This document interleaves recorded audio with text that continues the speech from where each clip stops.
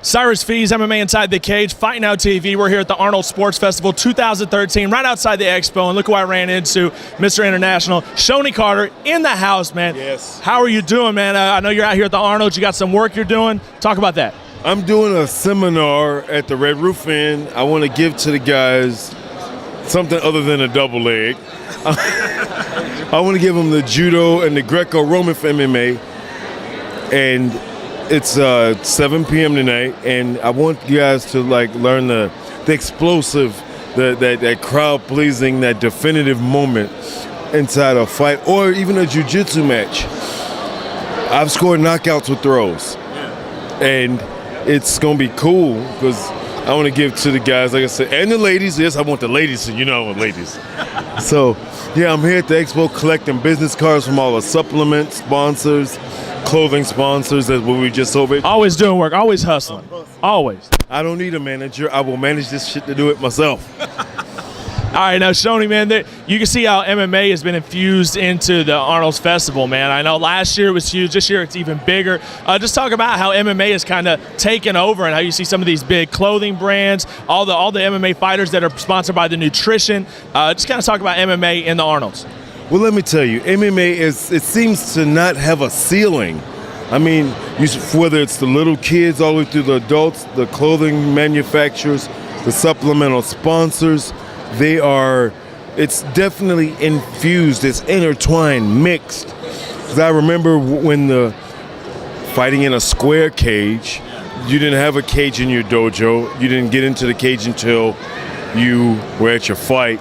So now, the supplemental sponsors will pay to have their logos in the cage, in your dojo, to being on TV. And it makes the athletes so much better. And I always tell people, if you don't realize the impact of what the supplement companies and the clothing companies have on the industry, imagine if Muhammad Ali, John McEnroe, even golfers, the legends, Arnie Palmer, the tennis players, Maria Shriver. I mean, could you imagine if those athletes had the supplementation that the athletes have like they do today? Amazing. It really is. And with the realm of MMA, these athletes, not even 13 years old, have muscles. They have muscles. It's crazy. And you have like I said, just the infusion of the clothing and the marketing, and it's changed the game. Now you're a man that's known for your showmanship. Obviously, I mean, you're rocking the hat. I mean, always sticking out, man. Yeah. And the kilt. I mean, you got the full get up, man. A lot of fighters don't do that anymore. You don't see a lot of it, man. You got your Tom Lawler. He'll come out some crazy stuff with his entrances. But for the most part, you don't see a lot of showmanship. I mean, do you think that's a problem? You think we need to bring that back in? The thing is that I know there are guys that want to be tough. Go ahead, be tough. But realize this, it was once Vale Tudo, then turned to Ultimate Fighting, then turned into MMA. MMA turned into mixed modern martial arts entertainment. People live vicariously through the idea of the gladiator. This is why the cage was brought up. So you don't fall out the ring, nobody, you don't fall out the arena. Yeah. But you have to give them something now because there are so many of us that the fan wants to be entertained. They want to see more than a punch, a kick, or an arm bar, or a leg lock, or a choke.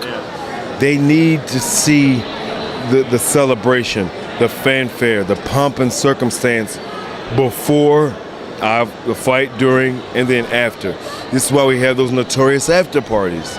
And literally, You've been involved in a few of those? I've read a book, seen some footage. And I tell the guys is that a lot of people, you know about my spinning back fist. Of course. But you remember the hip shake with the Speedos, and then you see me walk in with the fanfare with the silk on rayon suit. Then you hear the deep voice and you see the lovely ladies around me. And I'm like, yeah, guys, even the women. Ramp it up. Look what Ronda Rousey's doing. You know what I'm saying? She talking shit about the ring girls to GSP. Yep. And She don't care. She don't care, and that's her thing. That's her thing. At least it's a mouthpiece. We look at what the boy Michael Chael Sonnen. Yeah, he talk more shit than a clogged toilet. You know, I mean, you have to. You have to. I laugh because I was doing what Chael was doing. Now, I did this shit years ago, and before me, it was this dude called Muhammad Ali. Of course. And I'm like this. You got to have fun with it, because one day you're not going to be famous no more. You can be a great fighter, but if they don't care because you shoot a double leg lay on them and lay on them and win, you'll get cut from the UFC. I ain't said no name. It just happened. Hey, I love you though. I mean, you the shit, homie. And I want to say your name, but that's bullshit, because you fought and beat me. You fought and beat me, motherfucker. Yeah, we know who you're talking. Hey, here's a question for you. Yes. We lost Hector Camacho last year, and I know, man, a guy that puts all that emphasis into the outfit, the showmanship. Yeah. That had to be somebody that you looked up to, that you looked back and you saw all the things that he did. What a tragedy. How did that affect you?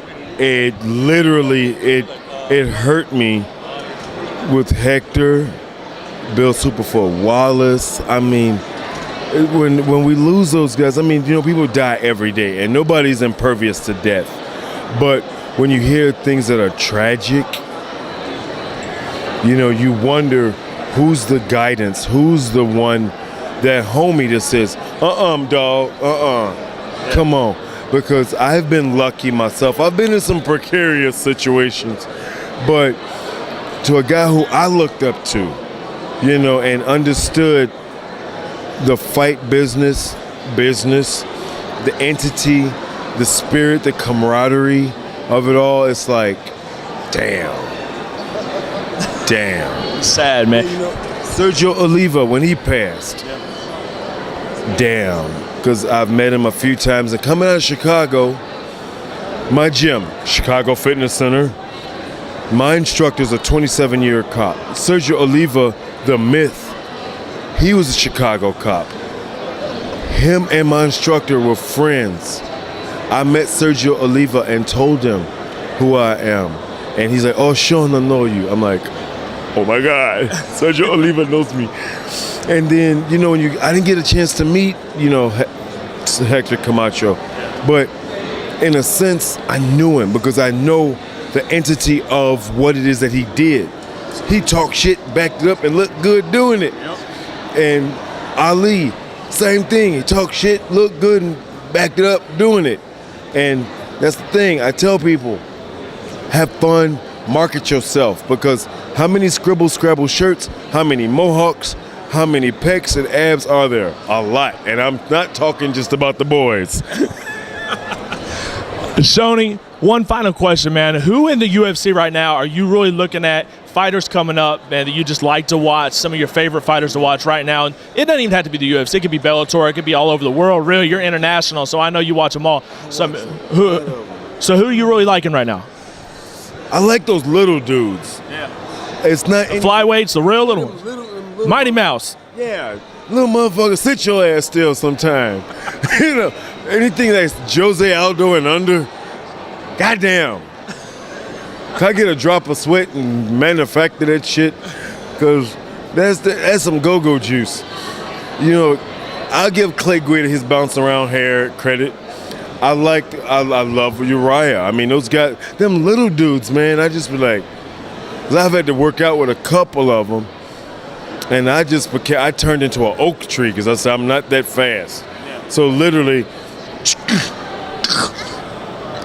fight. And literally they would punch and kick, and like, they would like, I'm like, smash, little fucker. Ooh. Shonie, what more can you say? Shonie Carter, Mr. International, right here at the Arnold Sports Festival in Columbus, Ohio. Cyrus Feast, Fight Now TV.